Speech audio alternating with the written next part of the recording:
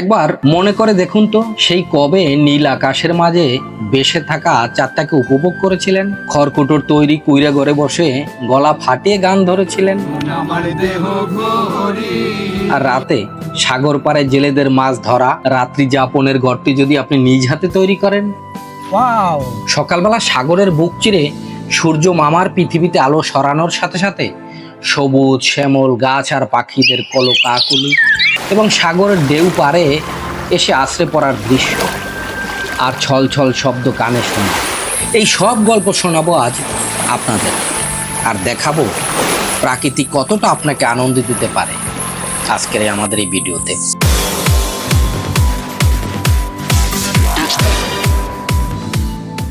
আমরা নেছারাবাদ উপজেলা স্বরূপকাঠি থেকে 3টি মোটরসাইকেল নিয়ে রওনা হলাম। প্রায় 107 কিলোমিটার পথ পাড়ি দিয়ে বরগুনার উদ্দেশ্যে।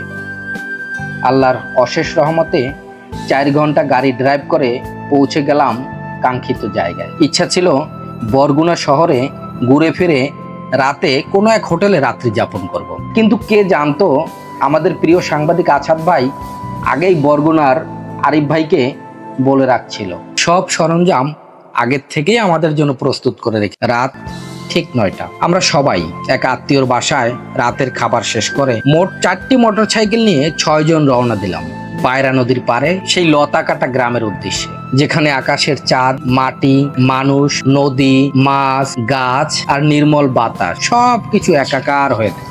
প্রায় 25 মিনিট গাড়ি চালিয়ে 21 থেকে 22 কিলোমিটার কাঁচা পাকা রাস্তা পার হয়ে পৌঁছে গেলাম কাঙ্ক্ষিত গন্তব্যে। রাত 10:20 আমরা লেগে পড়ি তাঁবু বানানোর কাজে। অবশ্য এই কাজে আমি, মাইদুল ভাই, আসলাম, আছাদ ভাই কেউই পারদর্শী না, তাই সব কাজগুলো প্রিয় আরিফ ভাই আর শাওন ভাই চালিয়ে যাবে। ওয়াও, আমরা একদম এই যে তাঁবুর মধ্যে ঢুকে পড়েছি।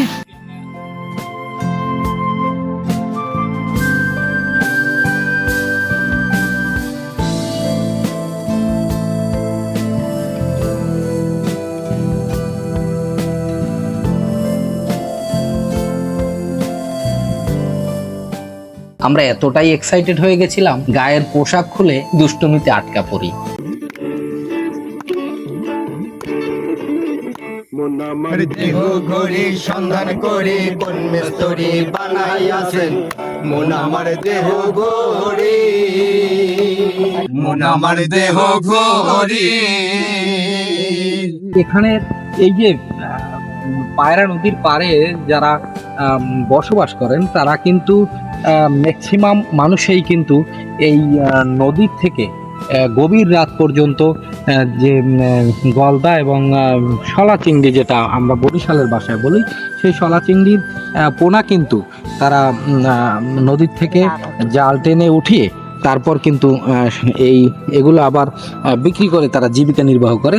এবং এই শুধু জীবিকা নির্বাহ বললেই চলে না, যে এটির থেকেই কিন্তু তাদের জীবনের সব কিছু চলে, ছেলেপেলের লেখাপড়া এবং চিকিৎসা এবং যা কিছু বলেন জীবনের অবিচ্ছেদ্য অংশ বলতে যা বোঝায়, এই ইনকাম থেকেই কিন্তু আসলে তারা এটি করে থাকেন।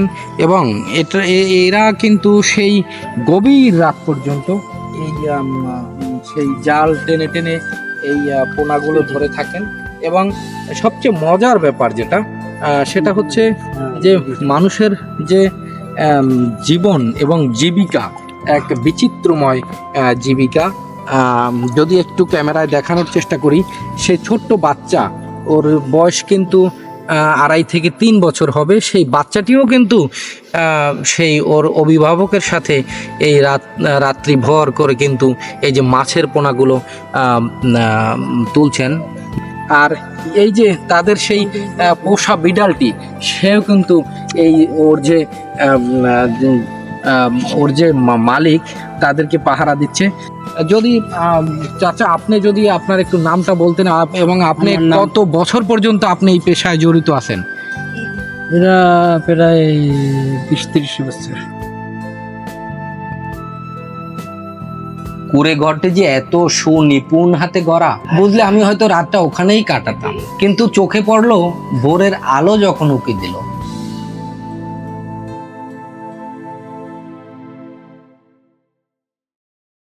আমরা সারা রাত পাগলামি করতে করতে কখন যে ফজরের আজান দিয়ে দিল কিছু বুঝে উঠতে পারছিলাম না। আজান শুনে আমি আর মাইদুল বেয়াই পার্শ্ববর্তী এক মসজিদে নামাজ পড়তে চলে গেলাম।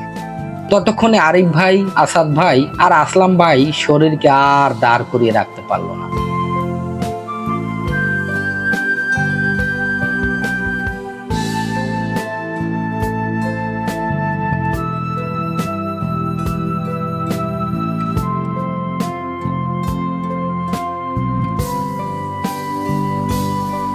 সূর্য যখন ছইলা গাছের ফাঁক দিয়ে উকি ঝুঁকি দিচ্ছে তখন মাইদুল বেয়াই নিজেকে সামলাতে পারলেন না, নেমে পড়লেন পায়রা নদীর চরে। কি আর করার, আমিও নেমে পড়লাম কর্দমাক্ত চরে পানির ছলছলানি শব্দের আওয়াজ নিতে।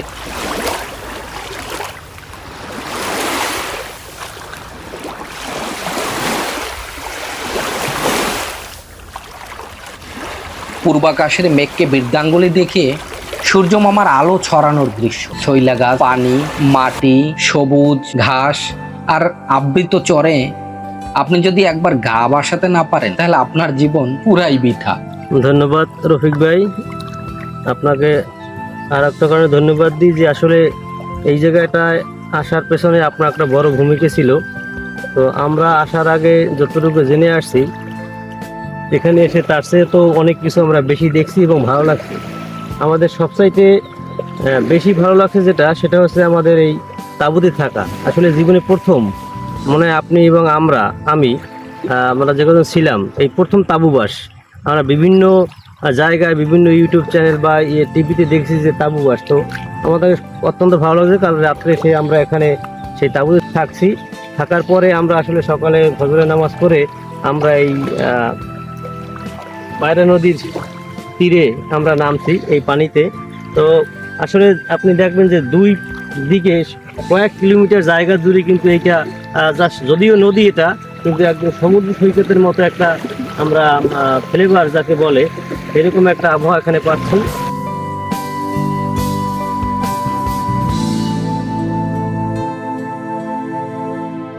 করেছেন হ্যাঁ পোমা মাছ। হ্যাঁ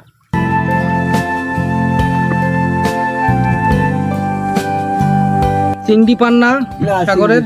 না চিংড়ি পাই না। সাগরের চিংড়ি পান না? আপনার বাড়ি কি এখানেই? হ্যাঁ বাড়ি এখানে। আপনি কত বছর পর্যন্ত এই মাছ ধরার সাথে ধরেন সম্পৃক্ত? আজ প্রায় 40 বছর। 40 বছর পর্যন্ত মাছ ধরেন? হ্যাঁ। সরকারের পক্ষ থেকে কি আপনার এই মাছ ধরার জন্য কোনো অনুদান দিয়ে থাকেন কিনা? হ্যাঁ দেন? হ্যাঁ। কি কি পেয়েছেন এ পর্যন্ত?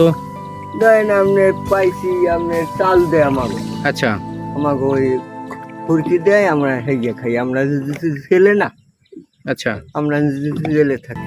আচ্ছা। যখন এই সাগরে মাছ ধরা বন্ধ থাকে হ্যাঁ তখন আপনাদের এই জীবিকা নির্বাহ কিভাবে চলে? চলে। হ্যাঁ এরা কিছু অল্প দেয় আর বাইরে কি কাজকর্ম করি, বাইরে কাজকর্ম হ্যাঁ। করেন? কাজকর্ম করি টরি। আপনার নামটা কি? নূর মোহাম্মদ। আপনার ছেলে পেলে কয়টা? এই 2 মেয়ে, একটা ছেলে। ওই চলে এখন কি করবো, এখন তো দেবো তো পাইছি তো কয়টা নাইলে সোটাই দিলে চলি ফলি, জমি নেই কিছু নয়, চলি ফলি খাইলে।